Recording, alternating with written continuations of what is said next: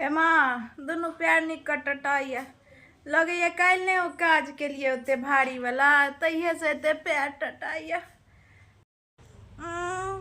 ये कौन पहाड़ ढाल ये यहाँ जहाँ के पैर दुनू टटा लागल।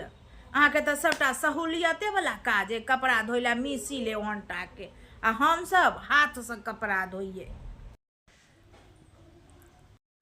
ननदो जे अबै अहाँ के एकटा ननद एकटा नंदोस एकटा बच्चा 2 दिन ला 4 दिन ला जो अबैया तो अहाँ पट दही होटले से खेनाइ मंगबै छी कि होटले जाकर खाइ जाइ छी।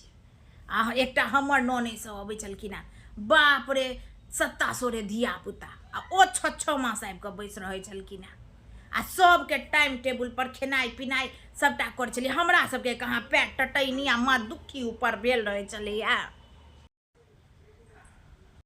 अहाँ के ननैदो जे अबैया तऽ अहाँ के पीठ पर संगे गपशप करते काज करैत रहैया।